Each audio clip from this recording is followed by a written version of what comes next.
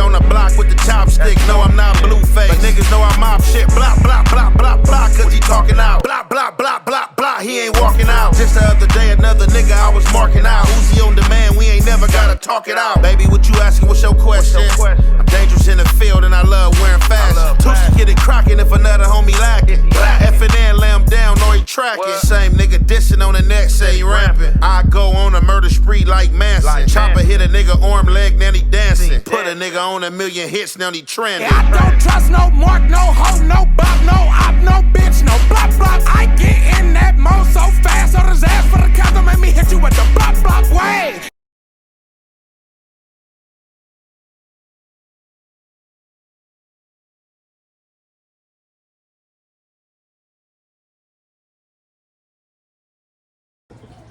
What's the good old big deal with the good old people, man? It's your boy Young and Hefe. Don't care about number what the check say. Make sure you go ahead, like and subscribe, because it don't cost you nothing to press that button. And if you ring that notification bell, I'm going to bring you mail. What's the good old big deal with the good old people? It's story time with your boy Young and Hefe. And I'm here to bring you another one like the other one. The recipient of Hot Topics, Big Trey Soulja.83 Hoover, also known as Tiny Gage, GU from 5 Trey Avalon, myself as Young Ant Dog the Hog, and Baby Chubb Roc from 83 Hoover, also known as, I think he changed his name to Soulja Stone, or not Trey Stone. I think he changed his name to Soulja Stone. However, anybody that's of our generation and age bracket that was in them halls and was somebody from a hood, you know the names of the hoods that you was around and who was putting in work and doing their thing. And for my section, I was one of them. And for the Hoover section, Baby Chubb Roc was one of their powerhouses and squabblers. So at this time, I'm not going to say that us and the Hoovers were beefing, but things were running hot and cold this year I had got out. So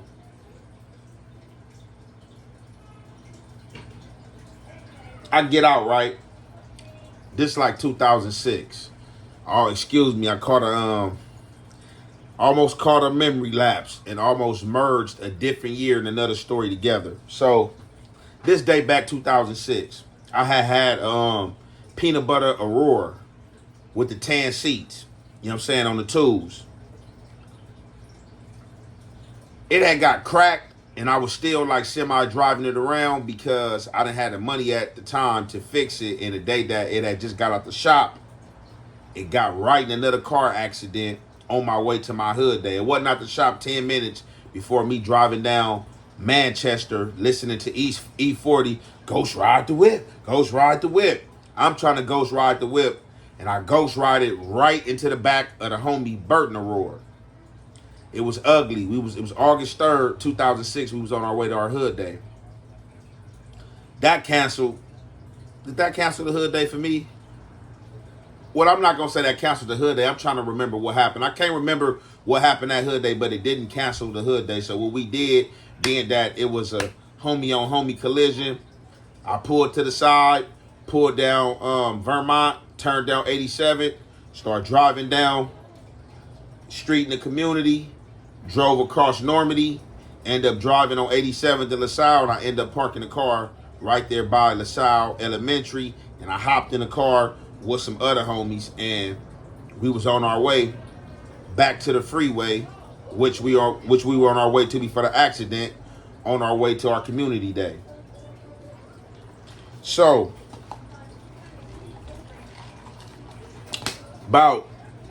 this had to be like a week after August 3rd, right? Because I'm still driving around in the car. The left side, the light, the hood, all that part kind of smashed in. But if you see the right side of the car, it's shining like butter, baby. So I had took the car to the car wash that day, got it washed on Manchester and Kansas, came back, parked up, was chilling in the hood smoking. That day, GU from Avalon had came to our apartments on 79th and Normandy, the NAP, the Normandy Avenue Projects. He come through, me and GU chopping it up, we smoking. As the day go along, for me and GU kicking it with each other, we decided, let's walk up to St. Michael's. Now, St. Michael's is a continuation in my hood on Manchester and Kansas. I went there. A lot of my homies went there. People from other hoods went there. Hoovers went there and stuff like that because, you know, they right next door. They close. So getting kicked out of home schools or can't go to Washington or messed up at Westchester, got kicked out a lot. St. Michael's will be a place that you will go until you conduct yourself in a manner showing that you can go back to a regular public school. En route to St. Michael's to see what's going on. Now, back in these days to where it's different from now, it wasn't that much social media. So people was outside all day, every day, looking for stuff to do. To where today, the blocks is empty. You rarely see people walking. You rarely see friends congregating, walking to one side of the city to the other side. So we on feet. I leave the car parked because of the little fender bender situation. Ain't no need to get stopped by the police. You know, I used to drive it, you know what I'm saying, here and there. But, you know, at times I would keep it parked until this next lit came and I was able to fix the car. Me and GU get en route, make it up there to St. Michael's. And I still had homies from the hood that went to St. Michael's, so we'd go up there, check on the homies, meet the homies, make sure nothing was going on or anything like that. And just, you know, congregate, you know, with people that we knew, you know what I'm saying, whether it was a female you used to deal with, a female you was trying to holler at, seeing a new female that was OT to that school, that type of situation. People of that generation, y'all know what I'm talking about. So as we waiting for St. Michael's to let out, it used to be a car wash on Manchester and St. Andrews, which is now like a charter school. We right there at that car wash, chilling, till the school let out. Once we hear the bell ring and we see the school let out, me and GU walks across the street, started congregating with the students, seeing certain homies and stuff like that. But before the people that we were looking to congregate with can get out the gate, like Lady Rep, I think it was Baby KO going there at that time, my homie Baby KO. The Hoovers was coming up Manchester and seen us, me and GU, and decided to stop. So when they decided to stop, they scoping, they looking at us. And in the car was Tiny Gage, which is Big Trey Soulja, Baby Chubb Roc, which is Soulja Stone now, and I want to say like Baby Trey Soulja. They was all three of them in the car together. Baby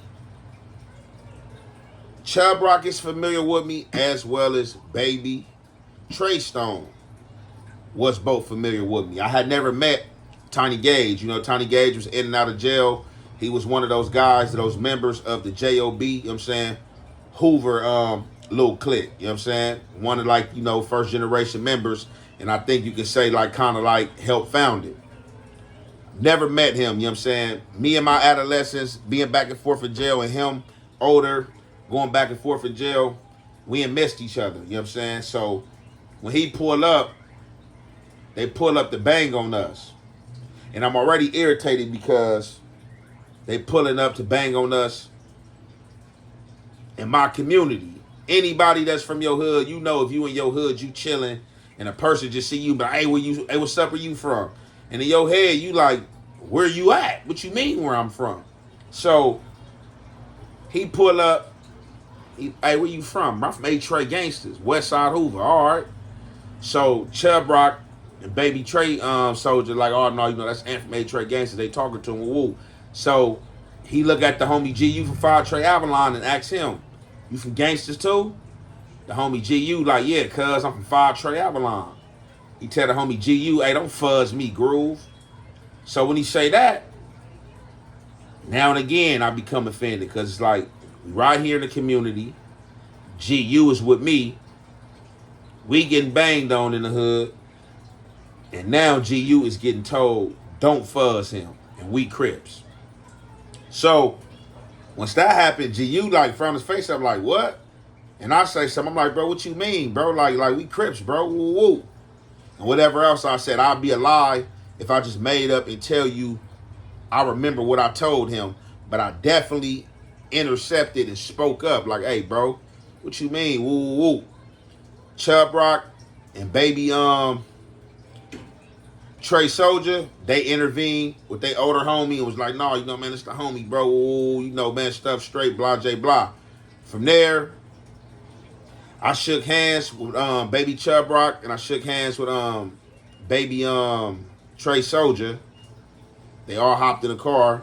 We didn't shake hands with Tiny Gage and our big Trey Soulja, and they went on their way. They went on their way, get on. We finished standing in front of St. Michael's, congregating, coming up here to do what we did, right? So,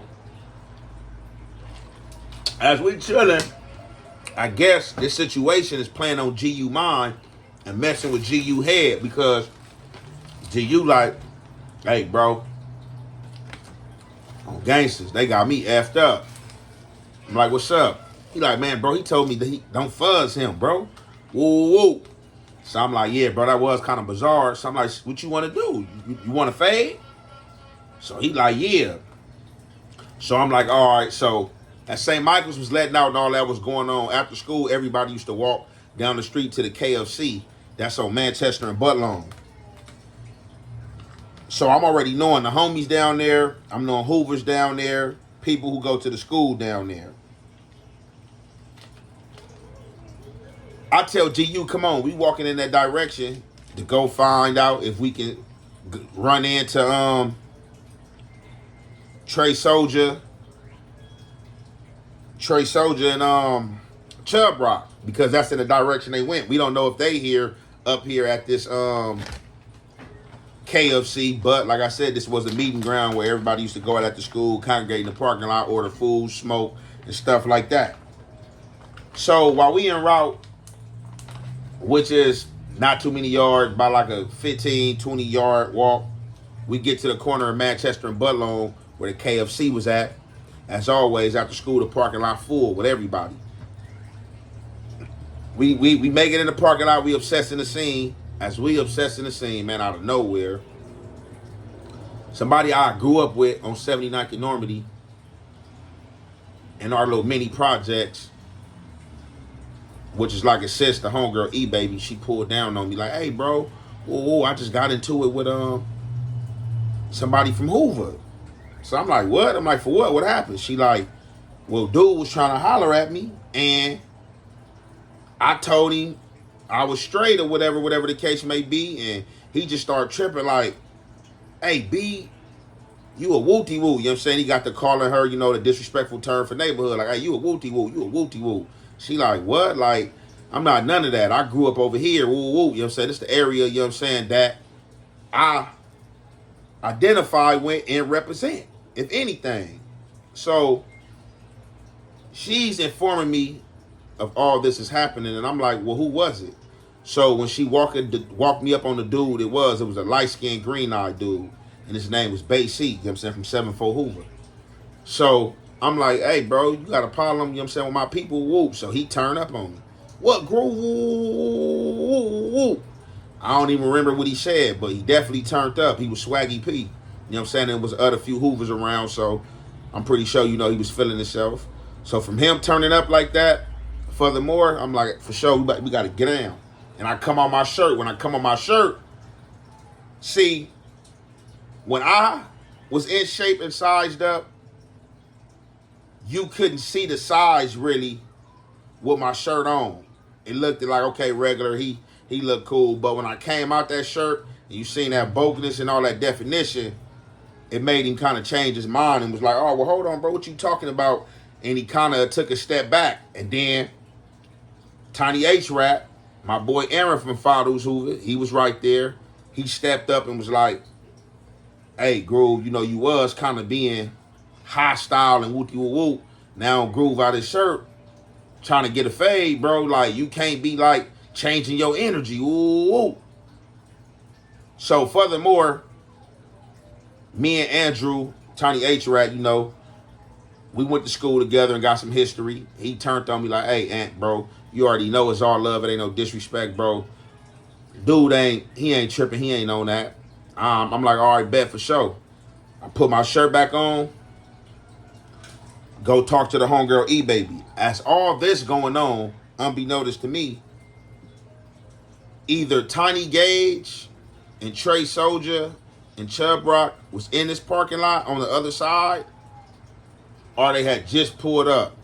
But out of nowhere, they was back in the parking lot. And before you know it, the Hoovers was in that parking lot about 40, 50 thick. And I don't even want to count how many of it was us, because it don't even count. It was just me and GU as I remember. So out of nowhere, Tiny Gage, Big Trey Soulja come out the car like, hey, Ant. I look up at someone like, what's up? He like, hey, you got problems with the set? So it was kind of like a trick question for me. I used to hate hearing this question. So I'm like, what? I'm like, bro, I got problems with whoever got problems with Detroit gangsters. He like, you got problem with the set though, Groove? I said, man, like I said, bro, I got problem with whoever got problem with Detroit gangsters. So he like, you think you tough, huh? You think you tough. So I'm like, what you mean I think I'm tough? He like, yeah, you think you tough, Groove. I'm like, shit, what's up? We can get down. He smirk again like, all right. He like, I got somebody for you. I'm like, all right. So as he's telling me this, out of nowhere, well, I ain't gonna say out of nowhere, because they were, like I told y'all, they already had pulled up and was like 50 thick. The Hoovers started surrounding me. And I'm not gonna lie, bro. Like, I seen weapons out, pistols out, 2x4s. And y'all think I'm BSing if I want to say one of the 2x4s had some barbed wire on it. They surrounded me and they got the tripping. Westside Hoover, on me. Spit flying in my face. I'm right here taking it. Like, man, until I had enough and I blew up. And when I blew up, to everything they were saying, I said, so what's Trey Gangsters? My set, woo. I go on one, and it stopped everybody, froze everybody, because I know in their head it psychologically had them like, whoa, we out here with weapons, got him surrounded, and he about to trip like this? Yeah. They was going to have to lay me to rest that day right there on Manchester and Butler in the set. For sure. From there, as me tripping, in the midst of my tripping, I grabbed my phone on my pocket, and I started dialing, making a call. Tiny Gage asked me, like, who you calling? Why you calling people? I'm like, what? I'm like, bro, this the set, bro. I can call who I want to call, bro. I'm like, I'm comfortable, bro. I said, y'all out here 50 deep, bro. I'm only calling one person, bro. I'm not even calling the whole set. I'm calling my guy, you know what I'm saying, that I know that got squabble, and we going to line it up. It's going to just be what it's going to be. So he like, bro, you good? You ain't got to call nobody, bro. You can get ahead of. I got somebody for you. I'm like I said, I'm calling one person. So I'm waiting, so my boy tell me, like, hey, bro, don't squab till I pull up. I'm like, bet. So I'm trying to wait about like after 5 to 7 minutes going on, and we waiting for him to pull up, and Tiny Gage still looking at me smirking and like, hey, what's up? Man, I'm like, bro, come on. We hit the alley. When we hit the alley, I'm not knowing who I'm going to get down with. When I get to the alley, I find out it's Baby Chubb Roc from Trey Hoover. You know what I'm saying? They powerhouse. They beast. Me and him square up. We get it in. Start squabbling. Brr, brr. We locking it up. Good lock up. Good lock up. Connecting. Brr. He pushed me against the car. We start locking. I'm against the car, locking up with him. Somehow, amongst us fighting, I hop on top of the car, still squabbling with him. Push back off. Hop off the car. We squabbling some more. We squabble, I stumble, bro. When I stumble, bro, I try to get up on him. He was like falling. The Hoovers rush up on me. Hey, bro, watch out, bro. Don't try to put feet on the homie, bro. Let the homie get up. All this and that. I bag up. Let him get himself together. Once we start facing each other, I split his eye. He was right there huffing and puffing. So, you know, I'm waiting right there thinking we about to go another round. Out of nowhere, you know, I ain't going to say the name. Somebody came out, handed bro a cannon. They hand-cut bro the cannon. Bro got the cannon right there, huffing and puffing. By this time, I guess for me making that one call to the homie, he called other homies that was in the vicinity and closer, and homies start popping up. I look up. I hear the homie Baby Lala. Bro, hey, Trey Gangster. Ooh, bro, what's up? What's going on? He already walk up. He got a big 4-4 in his hand. Grab 4-4 for him. Me and Chubb Roc just staring at each other, huffing and puffing. It was a silence. After that, I'm like, bro, I wave off and I walk off, walk towards the car. After that, everybody in the parking lot started congregating and talking. You know what I'm saying? Attention, and the fight was over with. You know what I'm saying? It died that easily. You know what I'm saying? Right there on the spot. Wasn't no shootout. It wasn't nothing crazy like that. You know what I'm saying? Both parties had pistols. You know what I'm saying? I returned my pistol back to the homie Baby Lala, but told him, stay on alert. Everybody that was with me, everybody that came for me, they had pistols. I told them to stay on alert. Because like I said, even with all 50 of them, we was only still out there probably like 5 or 6 deep. We, like I said, nigga didn't make calls to all the homies. Like, I just made calls to some immediates, and my immediate made calls to some other immediates that we dealt with.